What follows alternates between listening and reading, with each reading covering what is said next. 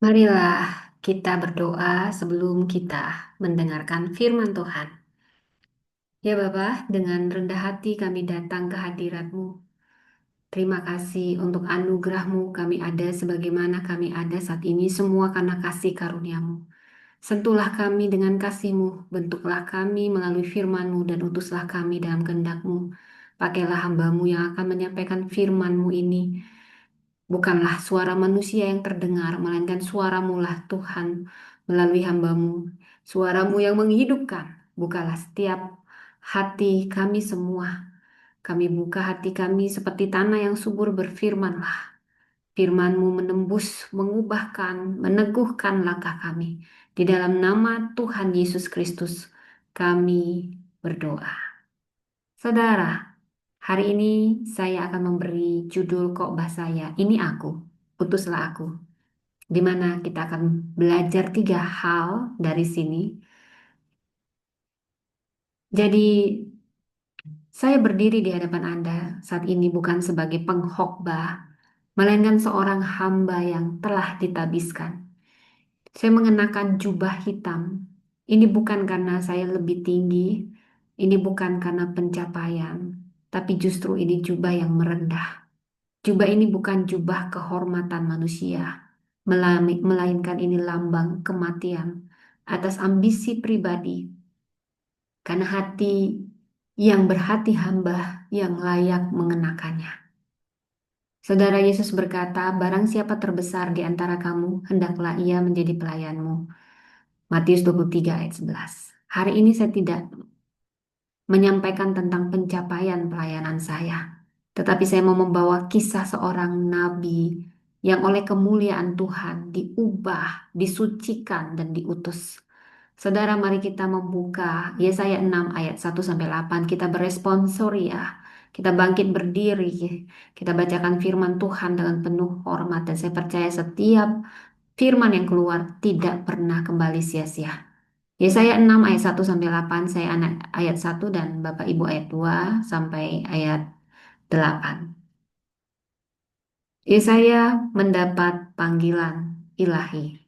Dalam tahun matinya Geraja Usia, aku melihat Tuhan duduk di atas tahtanya yang tinggi dan menjulang, dan ujung jubahnya memenuhi bait suci. Para serafin tiga berdiri di sebelah atasnya masing-masing mempunyai 6 sayap. 2 sayap dipakai untuk menutupi muka mereka, 2 sayap dipakai untuk menutupi kaki mereka, dan 2 sayap dipakai untuk melayang-layang. Dan mereka berseru seorang kepada yang lain, katanya, Kudus, kudus, kuduslah Tuhan semesta alam.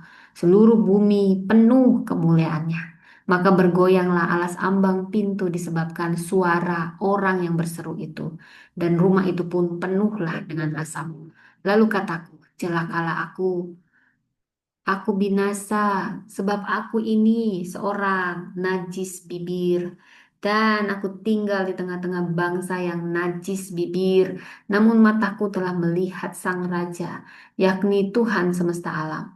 Tapi seorang daripada serafin itu terbang mendapatkan aku. Di tangannya ada bara yang diambilnya dengan sepit dari atas mezbah. Ia menyentuhkannya kepada mulutku serta berkata, lihat, ini telah menyentuh bibirmu, maka kesalahanmu telah dihapus dan dosamu telah diampuni. Lalu aku mendengar suara Tuhan berkata, siapakah yang akan kuutus dan siapakah yang mau pergi untuk aku? Maka sahutku, ini aku, utuslah aku. Demikianlah firman Tuhan. Saya memulai dengan latar belakang dari Nabi Yesaya, seorang bangsawan yang istrinya juga seorang nabi dan dia hidup di zaman 4 raja Yehuda, raja Yehuda ya sampai ke Manasye dia menjadi Yesaya yang mati martir di gergaji. Tetapi yang paling unik yang mau saya ceritakan dari Yesaya pasal 6 ini adalah bagian transformatif dari kitab Yesaya.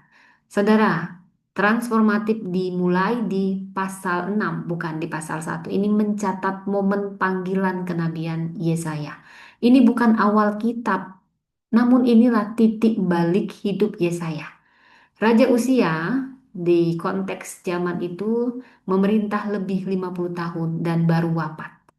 Jadi Yesaya hadir di tengah krisis nasional, geopolitik yang goyah, dan kekacauan batin rakyat. Yesaya seorang nabi muda masuk ke dalam bait Allah. Di situ ia bukan hanya melihat kehancuran nasional, ia melihat sesuatu yang jauh lebih besar. Ketika pemerintahan kosong, dia melihat Tuhan duduk di atas tahta yang tinggi dan menjulang. Yesaya 6 ayat 1. Dia melihat serapin berseru, "Kudus, kuduslah Tuhan semesta alam." Yesaya bukan hanya dipanggil untuk berbicara, ia dibakar dahulu di altar panggilannya. Saudara, saya mau menceritakan bahwasanya dalam kekosongan Allah tetap berdaulat dalam segala sesuatu. Apapun yang terjadi, Allah berdaulat dalam segala sesuatu. Pesan yang pertama, saya memberi judul tersentuh, terbentuk, dan terutus. Saya berdoa apa yang harus saya khotbahkan. Dan Tuhan menyentuh saya dengan panggilan Yesaya. Dan saya melihat ini bagian dari panggilan setiap orang yang dipercaya Tuhan. Tetapi sebelum kita terutus, saudara, seperti dari pasal 1 dari Yesaya 6 ayat 1, dalam tahun matinya Raja Usia, aku melihat Tuhan duduk di atas tahta yang tinggi dan menjulang. Saudara, Yesaya datang ke bait Allah pada masa krisis nasional. Jadi saat itu lagi kekosongan kekuasaan, Raja Usia mati, kepemimpinan kosong. Jadi masa depan kabur. Tapi saudara, justru saat itulah Yesaya melihat tahta yang tidak kosong. Begitu berdaulatnya Allah kita. Rajanya bisa silih berganti, tapi Allah tetap berdaulat atas situasi. Tahta manusia bisa runtuh, tetapi tahta Allah tetap penuh kuasa. Saudara, tahta dunia bisa goyah, tapi tahta surga tetap tegak, tidak tergoyahkan. Ya, saya tidak melihat solusi politik, tapi lebih dari situ, dia melihat Tuhan dalam keadaan krisis. Dan kemuliaan Tuhan membuat bukan hanya melihat kemuliaannya itu bukan hanya menyinari, tapi memenuhi bait suci. Tuhan tidak hadir sebagian, Dia menguasai seluruh ruang ibadah. Yesaya melihat para serafin berseru, "Kudus, kudus, kuduslah Tuhan semesta alam, seluruh bumi penuh kemuliaannya." Dan Yesaya tidak bersorak, dia justru tersungkur, saudara. Dia justru tersungkur dan berseru, "Celakalah aku binasa sebab aku ini najis bibir." Saudara, Yesaya tersentuh dengan perjumpaan pribadi melihat kemuliaan Tuhan yang begitu besar. Itu membuat dia tersungkur. Saudara, dia melihat perjumpaan sejati dengan Tuhan akan membuat kita tidak bisa lagi membanggakan apapun. Tapi itu akan meluluhlantahkan harga diri kita. Yesaya berkata, "Celakalah aku sebab aku najis bibir. Aku juga hidup di bangsa yang najis bibir." Kenapa dia menyebut bibir, saudara? Kenapa yang lebih dulu disentuh bibir? Bibir adalah simbol kehidupan yang diubahkan. Ada firman Tuhan yang berkata, dari mulut yang sama kita memuji Tuhan dan mulut yang sama kita mengutuk orang. Oh, saya juga pernah. Bukan berarti saya yang paling murni bibirnya, saudara. Mengapa Tuhan menyentuh bibir Yesaya? Karena bibir ini, saudara, ini alat utama seorang nabi. Dan ini juga alat utama kita semua, saudara. Tuhan tidak akan memakai sesuatu yang belum dimurnikan. Sebelum firman ini keluar dari mulut kita, api Tuhan harus lebih dulu menyucikan ini. Yesaya mengaku, "Aku najis bibir." Siapa sih kita yang semuanya murni? Yesaya aja ngaku dia najis bibir, saudara. Maka Tuhan tidak mengabaikannya. Dia tidak berkata, ia tidak berkata sudah, tidak apa-apa. Ia malah berkata, "Aku tahu." Jadi sebenarnya Tuhan tahu kita nggak pernah layak, kita nggak ada yang layak, kita semua najis bibir. Bukan harus bibirmu murni baru aku pilih, tapi Aku yang akan membentukmu dari tempat yang menyakitkan. Saudara, saya teringat kisah Yeremia dan Musa. Sama-sama ketika Tuhan mengutus, selalu ada alasan. Aku tidak pandai bicara, tapi Tuhan menjamah mulutnya. Aku yang akan jamah mulutmu. Musa beralasan juga, aku berat lidah. Tuhan menjawab, bukankah aku yang menjadikan lidah manusia, saudara? Tuhan selalu menyentuh titik kelemahan kita untuk menjadikannya kekuatan surgawi. Tuhan tidak melewati kelemahanmu, Ia menyentuhnya. Karena dari situ Ia akan menyatakan kuasanya. Penglihatan akan kemuliaan Tuhan itu bukan untuk dikagumi, tapi itulah yang membongkar kita. Seperti Yesaya ketika dia melihat kemuliaan Tuhan, dia tersungkur. Merasa begitu kecil ya aku. Sama seperti Musa menanggalkan kasutnya di hadapan semak yang menyala. Sama seperti Petrus berkata, Tuhan, enyalah, aku orang berdosa. Ketika mereka melihat kemuliaan Tuhan yang begitu besar. Sebelum pelayanan dimulai, hadirat Tuhan harus dijumpai. Setiap yang diutus Tuhan pasti lebih dulu mengalami perjumpaan pribadi dengan Tuhan. Sebelum ada otoritas mimbar, harus ada pertemuan di altar. Yang kedua, saudara, yang ingin saya bagikan, terbentuk setelah tersentuh, maka Tuhan akan membentuk kita. Kita terbentuk oleh bara dari mezbahnya. Ayatnya di ayat 6, Yesaya 6 ayat 6. Lalu serafin itu terbang mendapatkan aku. Di tangannya ada bara yang diambil dengan penjepit dari mezbah. Saudara, Yesaya sudah hancur, tapi Allah tidak membiarkan dia hancur. Dari mezbah, Tuhan menyentuh bibirnya. Bara dari mezbah tidak membakar. Ini bara bicara pemurnian, bicara proses. Ini bukan untuk menghancurkan, bukan untuk menghukum, tapi memproses untuk menyucikan sebelum diutus. Apa arti bara dari mezbah? Bara adalah hasil dari pengorbanan. Mezbah adalah tempat darah ditumpahkan demi pengampunan. Saudara, bagi kita hari ini, mezbah menunjuk pada salib Kristus. Dan bara adalah kuasa pengampunan oleh penyucian yang keluar dari korban kasih itu. Yesaya, sebelum dia diutus, dia dibentuk. Dan kita semua akan dibentuk. Motivasi pelayanan kita apa? Tapi oleh bara yang panas, itu menyakitkan dan memurnikan. Bara dari mezbah tidak membakar untuk menghukum, tapi menyucikan untuk mengutus. Bara dari mezbah dalam Yesaya 6 ayat 6 sampai 7. Ini lambang anugerah pengampunan Tuhan. Bara diambil dari mezbah korban bakaran, tempat di mana darah hewan dikorbankan untuk pengampunan dosa. Dalam ini Imamat 1 ayat 4. Dalam terang perjanjian baru, mezbah itu melambangkan salib Kristus, tempat pengorbanan tertinggi. Bara tidak menyiksa Yesaya, tapi itu menyentuh bibirnya untuk disucikan bibirnya, untuk memulihkan dan mempersiapkannya menjadi corong firman Tuhan. Saat Tuhan menyentuh hidup kita, saudara, itu bukan untuk menghancurkan, tapi untuk membersihkan kita dari dosa, untuk menyembuhkan luka, dan mengutus kita dengan kuasa surga. Yang belum dibakar di altar, belum layak naik ke mimbar. Dibakar di altar, ini bahasa simbolis yang berarti mengalami proses pemurnian pribadi melalui doa yang dalam, pertobatan sejati, air mata penyerahan, dan perjumpaan yang mentransformasi di hadapan Allah. Seseorang tidak bisa menyampaikan firman Tuhan dengan otoritas rohani jika belum pernah dibentuk dalam hadirat Tuhan. Mimbar bukan tempat ambisi, tapi tempat suci untuk suara Allah.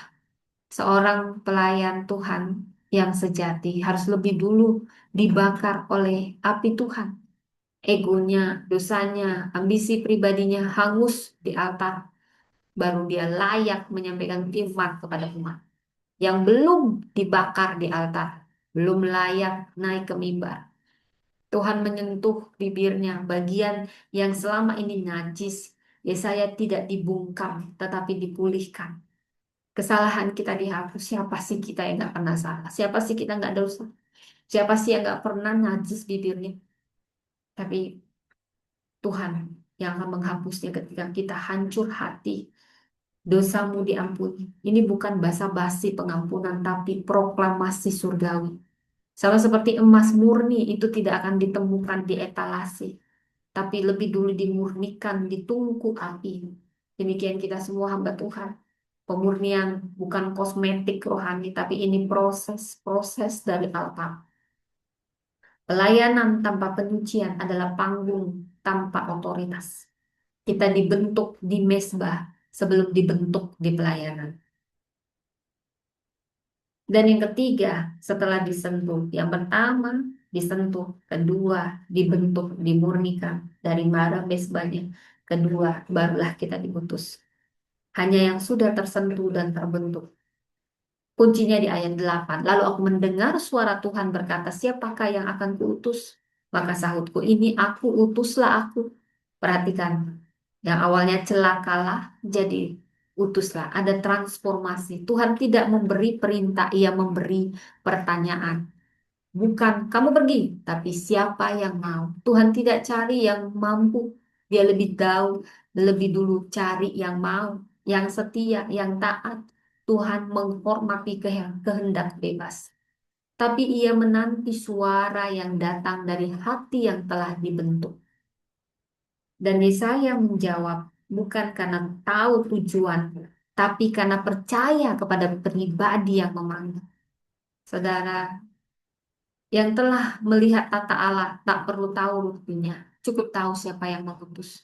Yesaya tidak tawar-menawar, tidak menunda, dia hanya berkata, ini aku, ini seruan seorang hamba, suatu tanda berserah. Dan sejak saat itu Yesaya bukan sekedar nabi, dia menjadi suara surgawi. Pergilah dan katakanlah. Yesaya tidak hanya menyampaikan pesan, ia menjadi bagian dari pesan itu. Pelayanan bukan soal kesiapan, tapi kesediaan. Tuhan memanggil bukan yang sempurna, tapi yang berserah. Hari ini saya tidak berdiri, saudara, karena saya mampu. Saya berdiri karena saya pernah berkata seperti Yesaya. Celakalah. Maksudnya, aku menyadari banyaknya ketidaklayakan, najisnya bibirku. Tapi kemudian Tuhan menyentuh saya, dan saya percaya juga Anda mengalaminya, dan akan membentuk kita semua. Dan saat kita mendengar suaranya, siapa yang mau pergi untuk aku? Maka hari ini saya berkata, di hari penabisan ini aku, utuslah aku. Dan inilah deklarasi saya. Tabisan bukan puncak pencapaian, tapi awal dari kehidupan yang dibakar di altar untuk menjadi suara dari tahta, dari surga. Aku tidak berdiri karena aku layak. Saya tidak berdiri karena saya layak, saudara. Tetapi karena Tuhan yang memilih. Setelah dia menyentuh. Karena ada bara dari mezbah yang menyentuh. Dan aku tidak hidup untuk tampil. Tapi hanya untuk menyampaikan suara kebenaran. Suara Tuhan kepada dunia. Amin. Bapa, terima kasih untuk firman-Mu yang menyentuh kami, membentuk batin kami, meneguhkan panggilan hidup kami. Biarlah kasih kepadamu menjadi nyala api dalam setiap langkah pelayanan kami. Jadikan kami gembala yang setia, bukan karena kami mampu, tapi karena Engkau mengasihi kami lebih dahulu. Kiranya hari ini kami tidak hanya pendengar, tetapi pelaku yang siap melayani, menggembalakan, mengorbankan hidup demi kerajaan-Mu. Dalam nama Yesus Sang Gembala Agung kami berserah dan melangkah. Amin. Demikianlah firman Tuhan, saudaraku. Tuhan memberkati.